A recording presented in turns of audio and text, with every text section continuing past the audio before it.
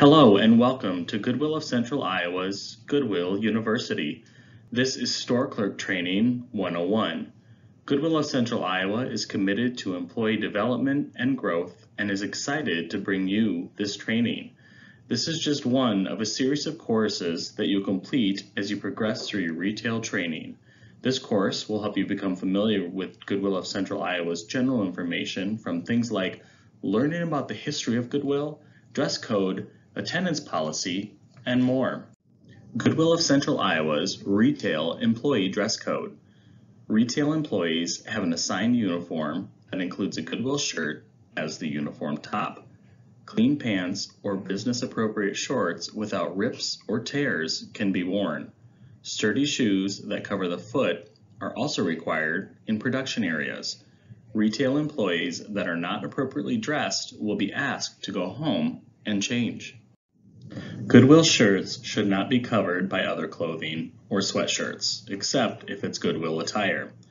Employees may layer under their Goodwill shirt while working on the sales floor.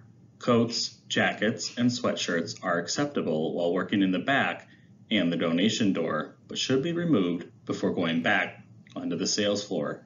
Name tags should always be worn. Production areas can include the warehouse, docker operations, janitorial, contracts, food service, maintenance, and e-commerce. Clean jeans or shorts without rips or tears can be worn. If operating or working around heavy machinery, jewelry or clothing articles that hang and could be caught in machinery should not be worn. Please refer to the Employee Handbook for a full employee dress code policy. Goodwill of Central Iowa Lockers. Lockers and padlocks are provided by GCI for each employee. All personal items should remain locked in your locker during your work shift. Goodwill of Central Iowa reserves the right to check lockers at any time. Answering the store telephone. Delivering great customer service extends to answering the phone. All calls are to be answered by the third ring. If possible, the phone should be answered in the back room as not to interrupt the checkout process for our customers. All employees should use the same greeting and smile when you answer the phone. For example, "Thank you for calling the Eastside Goodwill store. This is Charles. How may I help you?" Employee parking. All employees are required to park at least 10 spaces from the customer entrance, including any side parking. To ensure the safety of staff when exiting the store after hours, you must leave with at least one other person. Ensure that exterior lights are working. If not, make sure to notify your manager. Visitors. For safety reasons, visitors should remain on the sales floor and should not be in any offices, break rooms, back rooms, or dock areas. You should be respectful of your work time and not engage in excessive conversation during work hours. Visitors are not allowed in the store outside of normal business hours. GCI's bag check policy. All Goodwill employees are required to have a bag check performed upon leaving the building for breaks and at the end of each shift.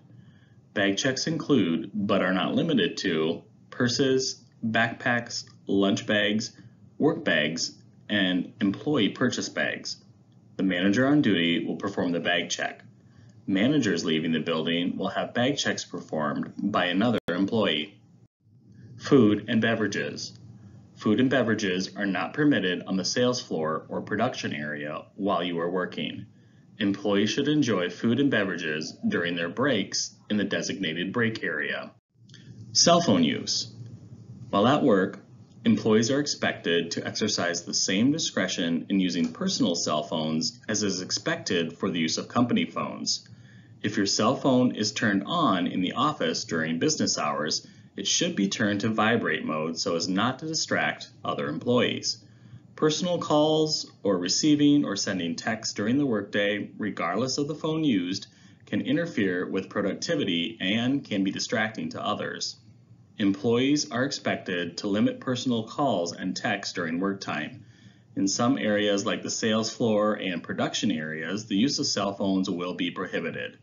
Employees are therefore asked to make personal calls and texts on non-working time and to ensure that friends and family members are aware of the company's policy.